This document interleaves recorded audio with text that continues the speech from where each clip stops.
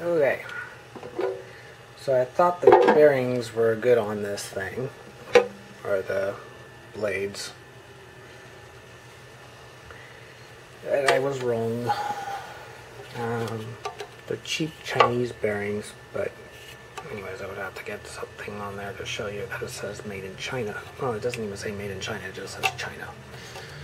So the next video will probably be replacing these in this, but don't hold me to that. It might actually be a different video on it. So let's turn the machine on. Okay. And I forgot to state in the last video for the fix-it, you want this actually where it's got a little bit of play to it. You don't want it too tight, otherwise it'll cause issues. Anyway, so let's hear what it sounds like. Okay.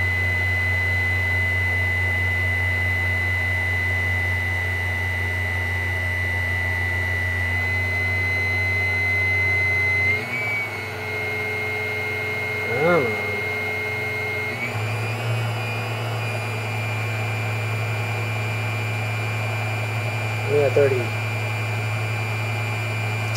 The buttons might be a little dirty on the inside.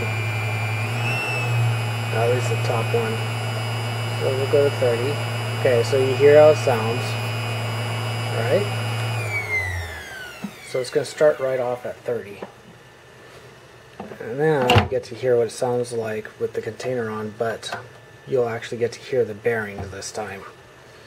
And this is the true test whether the bearings are good or not, because this seemed nice, taut and everything, and it seemed not too easy to turn or anything. You couldn't really hear grinding sounds. But when on the blender, on the other hand,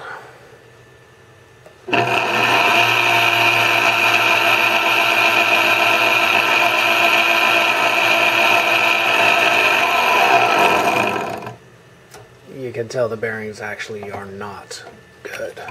They're bad. So I thought they were good and the assembly was perfect. I was wrong. You know, but that happens, and